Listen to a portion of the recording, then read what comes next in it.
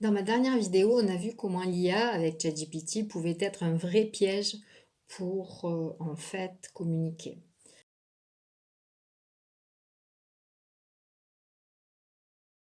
Les clients ont besoin d'une histoire, ils ont besoin d'une expérience, comme les gens se mettent à dire maintenant. Et parce que rien qu'avec les mots, vous leur faites vivre cette expérience en fait. Vous transformez le vécu que vous avez en une réalité en fait qui est concrète. Vous apportez en fait de la crédibilité à ce que vous faites. On prend par exemple l'exemple fréquent avec qui moi je suis amenée à travailler, ce sont des propriétés familiales de génération en génération. Donc rien que le fait de dire ça, d'expliquer, de détailler qu'est-ce qui fait votre différence en fait, euh, tout à coup, la bouteille devient un petit morceau d'histoire, de votre histoire, et elle se comprend mieux en fait. Et finalement, à ce moment-là, peu importe le goût,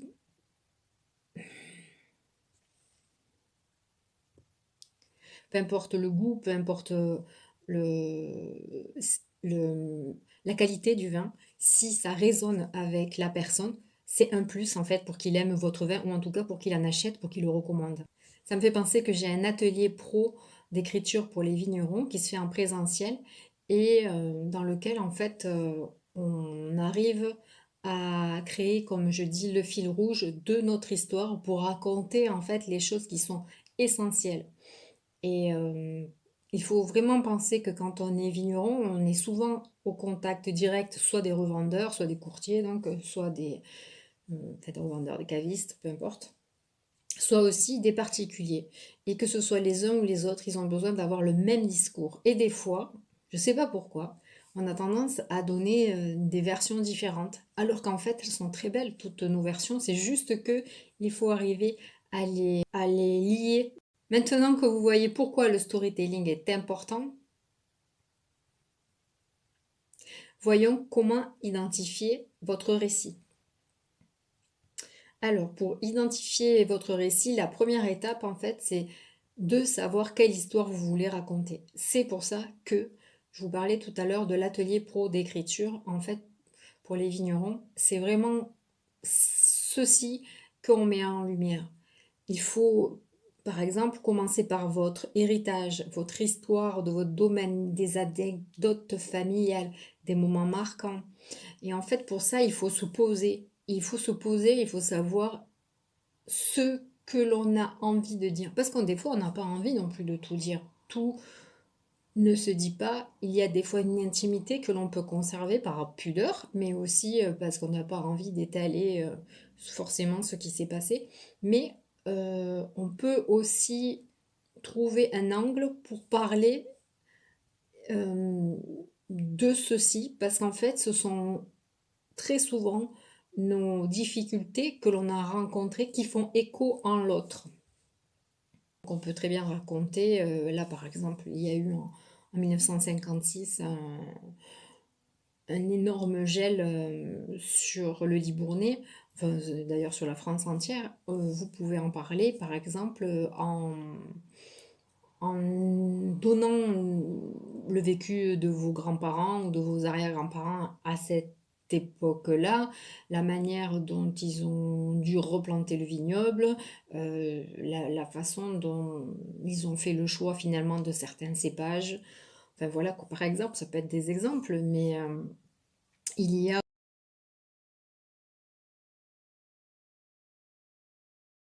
aussi quelque chose d'important dans votre récit, c'est d'identifier ce qui vous anime. Et quelle est votre philosophie par rapport au vin? D'ailleurs, ça me fait penser, j'ai des connaissances qui font partie, par exemple, de Bordeaux Pirate, il me semble que ça s'appelle comme ça. Et en fait, ils ont une identité qui peut être différente. Ce sont souvent, enfin, ce sont pour tous, je pense, des vignerons qui sont en agriculture biologique, mais ça n'empêche pas qu'il y a aussi d'autres vignerons qui sont en agriculture biologique et qui n'adhèrent pas à ce genre d'association. Donc, du coup, l'identité est vraiment différente. La philosophie par rapport au vin est différente. Et du coup, c'est important de le traduire en fait dans votre récit et d'identifier cela.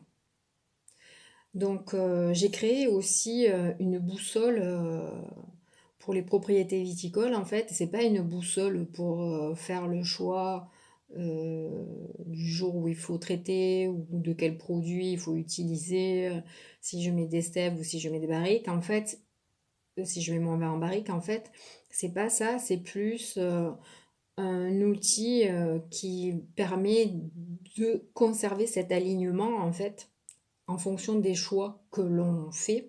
Et c'est important parce qu'aujourd'hui, on est très sollicité et on a envie, du coup, nous aussi, enfin, je dis nous parce que comme j'ai été vigneronne et que je suis au quotidien avec des vignerons, je le dis comme si c'était moi.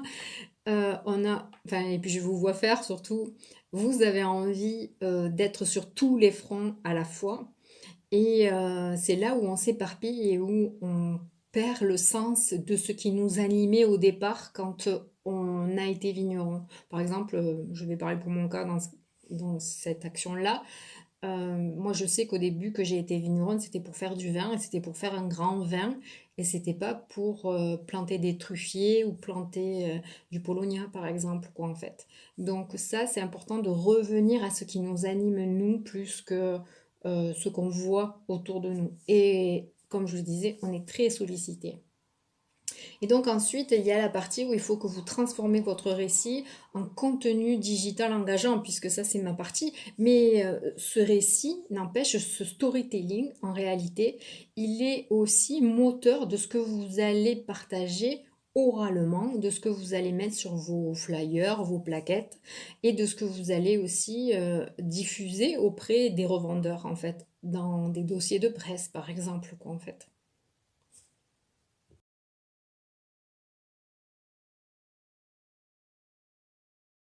Donc pour la partie, pour transformer votre récit en contenu digital, puisque c'est surtout celle-ci qui est très peu fournie sur les sites web, les blogs et même sur...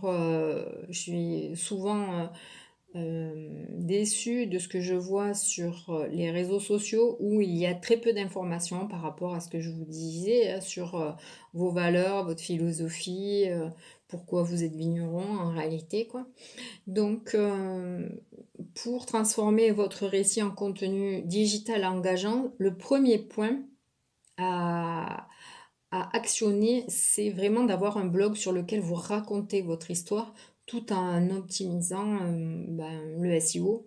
C'est d'autant plus important aujourd'hui parce que à l'ère des IA conversationnelles, les IA conversationnelles vont venir se servir sur votre blog des informations que vous partagez.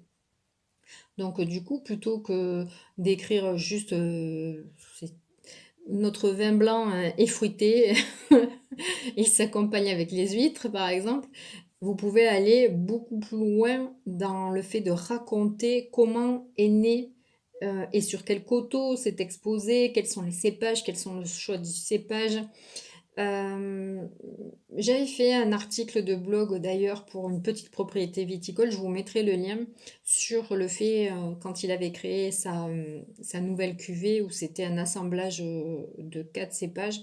Donc du coup, je vous mettrai le lien pour que vous preniez conscience de tout ce qui peut être traité en fait. Enfin, c'est qu'un exemple, hein, parce que ça peut être, ça m'est arrivé d'en traiter d'autres fois, mais là c'est celui-ci qui me vient de tout ce qui peut être traité pour parler d'une cuvée en fait et que l'article de blog vous donne une immense reconnaissance. Et ensuite, le deuxième point, c'est faire des vidéos immersives, que ce soit pour vos réseaux sociaux justement, mais aussi pour YouTube. YouTube, c'est un super moyen de visibilité puisqu'en fait, le SEO fonctionne aussi sur YouTube. Et quand je parle du SEO, c'est lui qui va venir en fait jauger votre visibilité, c'est-à-dire que plus vous allez être cité sur des sources différentes, plus du coup, vous allez pouvoir créer ce qui s'appelle le knowledge graph et du coup enrichir toutes ces bases de données pour être cité, pour être présenté, pour être plus visible.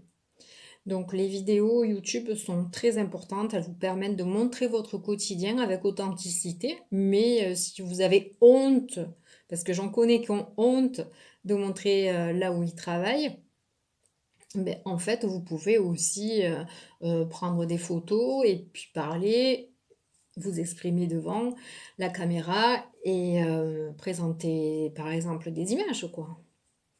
Ça peut être un bon levier, mais en tout cas, ça vous fait créer un rendez-vous régulier avec vos abonnés et ça permet de prolonger vraiment l'univers que vous voulez diffuser. Et le troisième point qui est très important, ça rejoint la vidéo de la semaine dernière sur les newsletters où effectivement c'est un bon moyen dans les coulisses de partager directement avec vos abonnés des informations, raconter votre histoire, les impliquer dans, par exemple, ça peut être une invitation pour venir vendanger, mais ça peut être aussi une invitation pour venir voir comment vous taillez. Il y a plein de leviers qui sont très intéressants à partager en newsletter. Hum, Donc, ensuite, il y a aussi une façon de faire connecter émotionnellement vos clients. Et ça, on va le voir tout de suite.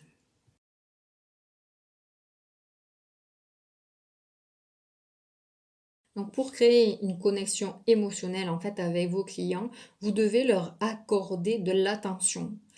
Et pour cela, en fait, c'est très simple en réalité. C'est comme dans la vie au quotidien avec les gens avec qui on est. On doit leur demander leur avis, on doit leur demander ce qu'ils aiment, on doit en fait les faire participer. D'ailleurs, comme je vous disais tout à l'heure, on peut les faire participer à venir à la propriété pour faire plein de choses. Il y a plein de choses qui sont possibles. Vous pouvez aussi les inviter pour faire des portes ouvertes, mais c'est pas forcément que sur ça que vous pouvez miser parce que les portes ouvertes, ça demande une sacrée organisation. Cependant, vous pouvez aussi organiser des événements en ligne, en fait, ou en présentiel autour de votre histoire. Je reviens carrément sur ça parce que c'était au mois de janvier, là, le 31 janvier au 1er février. Il y avait donc le gel de 1956. Ça peut être des événements 70 ans après, je crois, oui, je crois que c'est ça, sur lesquels vous pouvez rebondir pour créer en fait un mouvement et qui sera différent de ce que font déjà vos voisins. Parce que aujourd'hui, pour créer cette connexion émotionnelle, tout le monde se tourne vers la guinguette et tout le monde se tourne vers les portes ouvertes. Donc il y a vraiment d'autres leviers à actionner. Donc le storytelling est vraiment un atout unique. C'est pour ça que l'atelier pro d'écriture pour les vignerons aide beaucoup, puisque en fait, il va vous faire comprendre, faire conscientiser où vous avez votre valeur, où vous avez la différence. Et bien là, en fait, clairement, elle peut pas vous fournir ça, quoi, en fait. Vous allez voir que vous allez fidéliser vos clients et même vous allez attirer à vous des clients qui en fait sont pas forcément sensibles par rapport au vin, mais qui peuvent être sensibles par rapport à votre savoir-faire, par rapport à votre vécu, par rapport à votre histoire, par rapport à aussi vos ambitions. Ça carrément. Alors vous pouvez vraiment interpeller certaines personnes qui ne vous auraient jamais contacté si vous n'aviez pas fait de storytelling en fait. Donc voilà, si vous aussi vous avez des anecdotes, n'hésitez pas, je suis preneuse, c'est toujours agréable à lire et à entendre.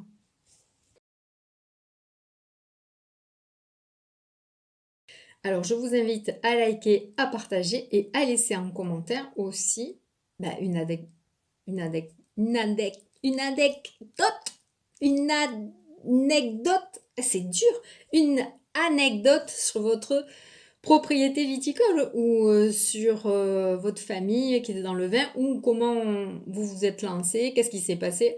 Moi, j'en ai une pas mal à vous raconter, mais bon, je vais pas non plus toujours parler que de moi. Je vous laisse